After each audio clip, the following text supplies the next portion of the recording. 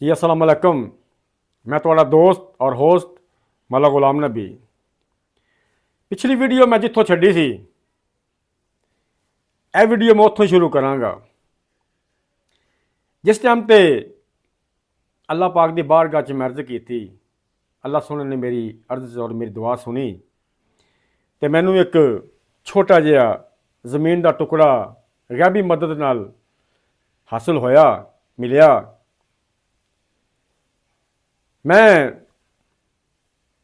ਕੁਝ ਦੋਸਤਾਂ ਕੋਲੋਂ ਕਰਜ਼ਾ ਪਕੜ ਕੇ, ਆਪਣੇ ਭੈਣਾਂ ਭਾਈਆਂ ਕੋਲੋਂ ਕਰਜ਼ਾ ਪਕੜ ਕੇ ਮੈਂ ਉਸ ਪਲਾਟ ਨੂੰ ਤਮੀਰ ਕਰਨਾ ਸ਼ੁਰੂ ਕੀਤਾ। ਉਸ ਪਲਾਟ ਦੇ ਵਿੱਚ ਕੋਈ 1-2 ਮਹੀਨੇ ਤੋਂ ਬਾਅਦ ਮੈਂ ਰਿਹਾਇਸ਼ ਪਜ਼ੀਰ ਹੋ ਗਿਆ। ਯਾਨੀ ਕਿ ਮੈਂ ਆਪਣੀ ਫੈਮਿਲੀ ਲੈ ਕੇ, ਆਪਣੇ बीवी ਬੱਚੇ ਲੈ ਕੇ ਉਸ ਮਕਾਨ ਦੇ ਵਿੱਚ ਆ ਗਿਆ। ਅੱਗੇ ਮਜ਼ੇਦਾਰੀ ਦੀ ਗੱਲ ਇਹ ਆ, ਫਿਰ ਇਸ ਮਸਕੀਨ ਕੋਲੋਂ ਪੈਸੇ ਮੁੱਕ ਗਏ। ਗੱਲ ਫਿਰ ਕਿਸਮਤ ਦੀ ਤੇ ਬਖਤਾਂ ਤੇ ਨਸੀਬਾਂ ਦੀ।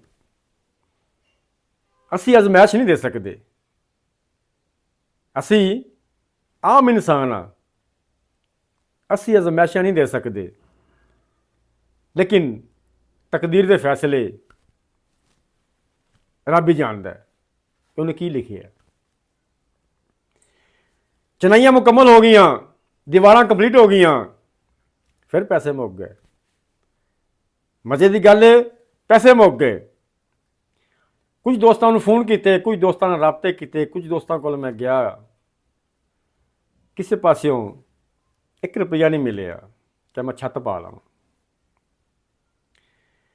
ਫਿਰ ਇੱਕ ਦਿਨ ਫੈਸਲਾ ਕੀਤਾ ਮੈਂ ਔਰ ਮੇਰੇ ਘਰ ਵਾਲਿਆਂ ਨੇ, ਕਿਉਂਕਿ ਉਧਰ ਤੇ ਬਿਲਕੁਲ ਜਿਹੜਾ ਸੀ ਨਾ ਬਹੁਤ ਜ਼ਿਆਦਾ ਆਵਾਜ਼ ਆ ਰਹੀ ਸੀ।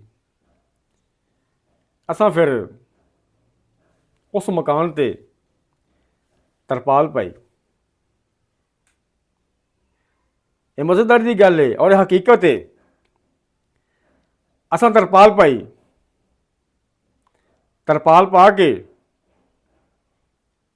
ਥੋੜ੍ਹੇ ਜਿਹੇ ਵਿੱਚ ਵਾਂਸ ਪਾਇਆ, ਵਾਂਸ ਪਾ ਕੇ ਤਰਪਾਲ ਪਾਈ, ਤਰਪਾਲ ਪਾ ਕੇ ਗੁਜ਼ਾਰਾ ਕੀਤਾ। ਫਿਰ ਕਿੰਨੇ ਸਾਲ? 2 ਸਾਲ। ਕਿੰਨੇ ਹੋ ਗਏ? 2 ਕੱਖਾਂ ਦੀ ਕੁੱਲੀ 'ਚ ਤੇ 2 ਉੱਚੀਆਂ ਮਹਿਲਾਂ 'ਚ 4 ਸਾਲ। ਬਗੈਰ ਛੱਤ ਤੋਂ ਇਸ ਮਸਕੀਨ ਨੇ ਬਮਾਇਆ ਆਪਦੀ ਫੈਮਿਲੀ 4 ਸਾਲ ਇਸ ਤਰ੍ਹਾਂ ਗੁਜ਼ਾਰੇ। ਫਿਰ ਇੱਕ ਦਿਨ ਅੱਲਾਹ ਦੀ ਬਾਰਗਾਹ 'ਚ ਮੈਂ ਅਰਜ਼ ਕੀਤੀ ਕਿ ਆ ਮੇਰੇ ਪਾਕ ਪਰਵਰਦੀਗਾਰ, ਮਿਹਰਬਾਨੀ ਕਰ, ਖਤਾਵਾਂ ਮਾਫ਼ ਫਰਮਾ, ਮਿਹਰਬਾਨੀ ਕਰ, ਫਿਰ ਕੋਈ ਵਸੀਲਾ ਪੈਦਾ ਕਰ ਤੇ ਸਾਡੇ ਹਾਲ ਤੇ ਫਿਰ ਕਰਮ ਕਰ ਜਿਵੇਂ ਅੱਗੇ ਕੀਤਾ ਹੈ। ਅੱਲਾਹ ਪਾਕ ਨੇ ਫਿਰ ਕੋਈ ਸਬੱਬ ਲਾਇਆ। 2 ਸਾਲਾਂ ਬਾਅਦ ਫਿਰ ਜਾ ਮੈਂ ਟੀਅਰ ਗਾਰਡਨ ਦੀ ਛੱਤ ਪਾਈ। ਫਿਰ ਜਾ ਕੇ ਗੁਜ਼ਾਰਾ ਹਲਕਾ ਫੁਲਕਾ ਮੇਰੀ ਜ਼ਿੰਦਗੀ ਦਾ ਨਿਜ਼ਾਮ ਸਿੱਧਾ ਹੋਇਆ। ਗੱਲ ਕਰਨ ਦਾ ਮਤਲਬ ਇਹ ਆ ਕਿ ਸਬਰ ਦਾ ਜਿਹੜਾ ਫਲ ਹੁੰਦਾ ਹੈ ਜਾਂ ਇਨਸਾਨ ਦੀ ਜਿਹੜੀ ਅਜ਼ਮਾਇਸ਼ ਹੁੰਦੀ ਹੈ, ਸਬਰ ਦਾ ਫਲ ਮਿੱਠਾ ਹੁੰਦਾ ਹੈ। ਜਿੰਨੀ ਸਖਤ ਅਜ਼ਮਾਇਸ਼ ਹੋਵੇਗੀ ਉਹਦਾ ਅਜਰ ਵੀ ਅੱਲਾਹ ਦੀ ਬਾਰਗਾਹ 'ਚ ਉਤਨਾ ਹੀ ਅੱਛਾ ਹੋਵੇਗਾ। ਤੇ ਦੋਸਤਾਂ ਅੱਗੇ ਅਰਜ਼ ਹੈ, ਚੁੱਪ ਰਹਿਸੇ, ਕਿਸੇ ਸ਼ਾਇਰ ਨੇ ਕਿਹਾ ਹੈ, ਚੁੱਪ ਰਹਿਸੇ ਤੇ ਮੋਤੀ ਮਿਲਸਨ, ਸਬਰ ਕरें ਤਾਂ ਹੀਰੇ। ਚੁੱਪ ਰਹਿਸੇ ਤੇ ਮੋਤੀ ਮਿਲਸਨ, ਸਬਰ ਕरें ਤਾਂ ਹੀਰੇ। ਪਾਗਲਾ ਵਾਂਗੂ ਰੌਲਾ ਪਾਵੇਂ, ਨਾ ਮੋਤੀ ਨਾ ਹੀਰੇ। ਅੱਗੇ ਜਾ ਕੇ ਦੱਸਾਂਗਾ ਕਿ ਫਿਰ ਜ਼ਿੰਦਗੀ 'ਚ ਖੁਸ਼ਹਾਲੀਆਂ ਕਿਵੇਂ ਆਈਆਂ।